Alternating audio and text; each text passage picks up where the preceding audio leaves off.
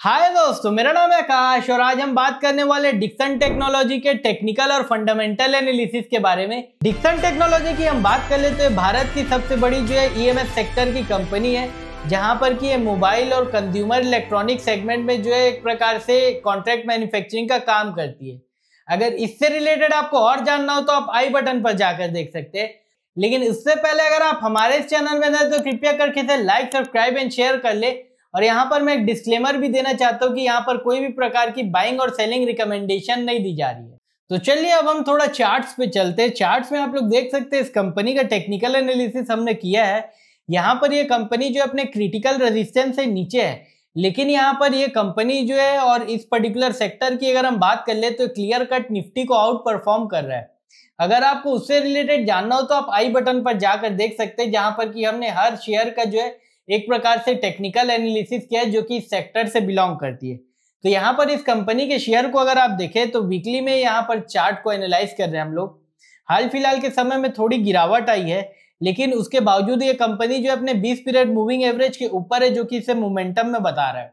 और इसी के साथ साथ इसके आरएसआई को भी देखें तो उसका भी जो लेवल है धीरे धीरे करके ऊपर जाता जा रहा है, जिस वजह से इसका जो मूविंग एवरेज है 20 पीरियड का वो भी धीरे धीरे करके ऊपर जाते जा रहा है।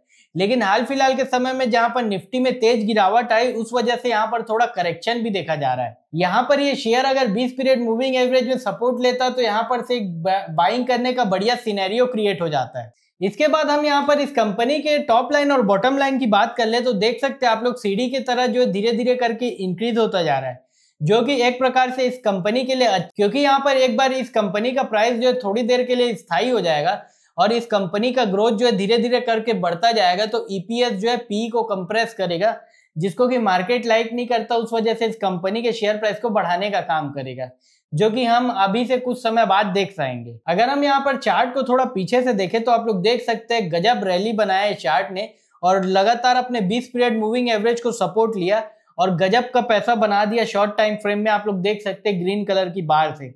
और यहाँ पर हम अगर इसके वॉल्यूम की बात कर ले तो पहले टाइम में बहुत ज्यादा वॉल्यूम थे ग्रीन कलर के, लेकिन अगर हम हाल फिलहाल के वॉल्यूम की बात कर ले तो आप लोग रेड कैंडल भी देख पा रहे होंगे।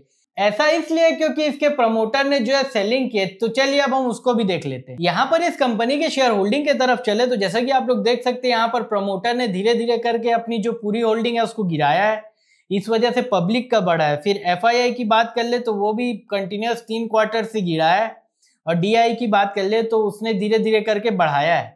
और नॉन इंस्टीट्यूशनल यानी कि रिटेल की बात कर ले तो वहां पर भी जो है धीरे धीरे करके संख्या बढ़ी है। यहाँ पर इसको जो है प्रमोटर की सेलिंग से भी देखना ज्यादा इंपॉर्टेंट हो जाता है, क्योंकि प्रमोटर एक बार बड़ी क्वांटिटी बेचता है तो रिटेल के पास भी आ जाए क्वांटिटी, और उसी के साथ साथ इंस्टीट्यूशन के पास, जिसको कि हमने एरो से भी बताया। और इसी के साथ साथ आप अगर नंबर ऑफ शेयर होल्डर की बात कर ले तो वो भी धीरे धीरे करके कंटिन्यूस राइज में है।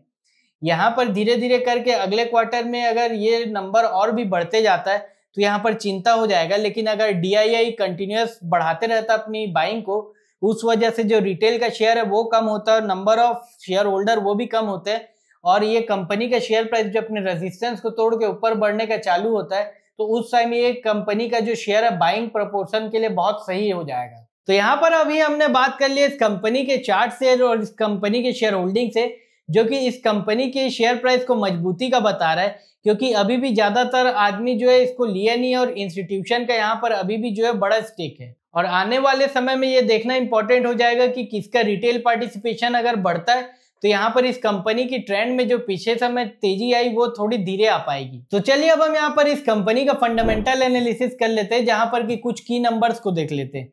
तो आप लोग देख सकते हैं ये एक प्रकार से मिड कैप कैटेगरी में आ जा रही है ये कंपनी, और इसी के साथ साथ इस कंपनी का मार्केट कैप की अगर हम बात करें तो लगभग 1 लाख करोड़ के आसपास है। और पी की बात कर ले तो ये जो इंडस्ट्री का पी है उससे थोड़ा अबव है, यानी कि 85 के आसपास है, जहां पर इंडस्ट्री का पी जो 81 के आसपास है। प्राइस टू बुक की बात कर ले हम तो यहाँ पर ये जो 525 का इसका बुक वैल्यू, उसका ये 31 गुना ट्रेड कर रहा है, जो कि एक प्रकार से इसको एक्सपेंसिव टेरिटरी में ले आता है। और ग्रोथ आधारित वैल्यूएशन भी देखे तो वो भी थोड़ा एक्सपेंसिव साइड में, जो कि किसी भी सेक्टर लीडर को एक प्रकार से मार्केट देने का काम करता है। और जैसे कि हमने ऑलरेडी बताया कि ये कंज्यूमर ड्यूरेबल और इलेक्ट्रॉनिक कैटेगरी में, तो उसी को यहाँ पर जो है चिन्हित किया गया है। इसके बाद हम लोग इस कंपनी के रेशियो की तरफ चले, जहां पर कि वर्किंग कैपिटल के बारे में थोड़ा अच्छे से बताया जाता है। तो यहाँ पर आप लोग देख सकते हैं इसके जो रेशियो है return on equity, return on capital employed और रिटर्न ऑन एसेट जो है धीरे धीरे करके बढ़ते ही जा रहे हैं।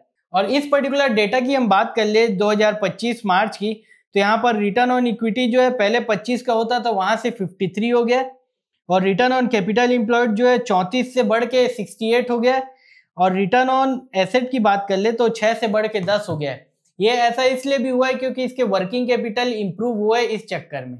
तो चलिए अब हम लोग यहाँ पर इस कंपनी का क्वार्टरली डेटा देख लेते हैं। तो यहाँ पर आप लोग देख सकते हैं टोटल रिवेन्यू जो है बढ़ रहा है इस कंपनी का, लेकिन यहाँ पर बहुत ज्यादा जो है स्लम्स दिख पा रहे हैं, यानी कि अप एंड डाउन में बहुत ज्यादा फ्लक्चुएशन है, और इसी के साथ साथ जो पहले ग्रोथ हो रही थी वो उस प्रकार से नहीं हो पा रही है। आप लोग देख सकते हैं यहाँ पर इसीलिए जो है लाइट रेड कलर से भी इस चीजों को जो है डिनोट किया गया है।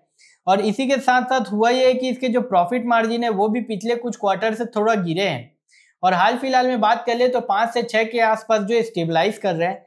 इस वजह से इसके प्रॉफिट बिफोर टैक्स और आफ्टर टैक्स की बात कर ले तो वहां पर भी जो है कंसिस्टेंसी नहीं दिख पा रही है। इस वजह से ईपीएस भी थोड़ा डगमगा रहा है। ऐसा इसलिए भी हो पा रहा है क्योंकि ये कंपनी का जो ज्यादातर रिवेन्यू इंडिया के अंदर से आता है, और इंडिया में जो एक प्रकार से टेक्निकल स्लो डाउन देखा जा रहा है, जहां पर कि कंज्यूमर इलेक्ट्रॉनिक्स, कारें और कई सारी चीजें जो है बिक रही नहीं है। हाल फिलहाल में जो 7.8% का जीडीपी ग्रोथ आया, लेकिन वो उतना सही नहीं था। अगर वो सही रहता तो कंज्यूमर इलेक्ट्रॉनिक्स और कई सारी चीजों का डिमांड होता, जिससे इस कंपनी का रिवेन्यू बढ़ता। क्योंकि आप जितने भी ब्रांड के बारे में बात कर ले ज्यादातर इसी से मैन्युफैक्चरिंग करवाते हैं, और ये सेक्टर लीडर है। अगर हमारी इकोनॉमी सही में ग्रोथ करती तो इस पर्टिकुलर डाटा में भी हमें जो है पॉजिटिविटी दिखती। तो यहाँ पर हमने इस वीडियो में इस कंपनी के टेक्निकल और फंडामेंटल्स के बारे में बात कर लिया। अगर आपको इससे रिलेटेड कोई डाउट हो तो आप कमेंट करके बता सकते हैं, और ऐसी और एक्साइटिंग जानकारी जानने के लिए आप हमारे इस चैनल को लाइक, सब्सक्राइब एंड शेयर करें। धन्यवाद।